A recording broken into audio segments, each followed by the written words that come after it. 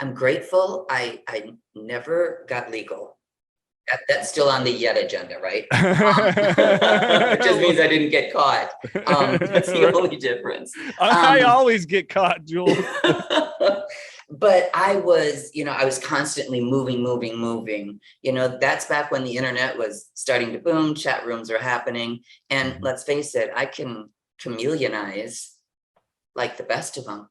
Yeah. And so now the internet takes me to all of these places and I can be exactly who you want me to be or who I think you want me to be, right. And there's a lot of hope in that.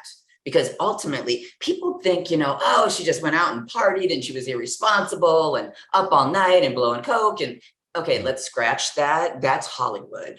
Right. Like what really happened is I wanted nothing more than to make enough money and get some sort of education so I could get my feet underneath me. I wanted nothing more than for everybody else to go the fuck away. Like I don't want to have to keep doing things to keep a roof over my head. Like, you know what I'm saying? It's like, I don't want to be this little puppet. Yep. And so I have 7 transcripts. I was desperate for change, right? But again, the alcoholism, the delusions, the not being able to see the big picture, hanging out with people who clearly, have no idea. I'm water seeks its own level. And so I circled that drain for 19 years, and that the will and the courage to not stop. Yeah.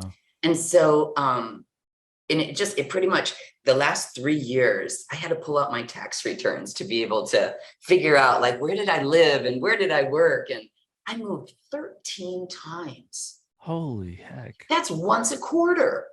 Once every 12 weeks. That was the cycle of my relationships from dating to blowing up and moving out. Did you go through a cycle where it's pretty much, this was something that was me. I wasn't a cheater or anything like that, although my porn struggles were underlying in all my relationships till I really confronted it. But I always seemed to intrigue and have someone ready once this relationship ended. Absolutely. And better yet, this one ended because I was ready to go to the next one. Right. Because the other one was dying. Yeah. And again, I'm just trying to survive out there. Right. There would be no question.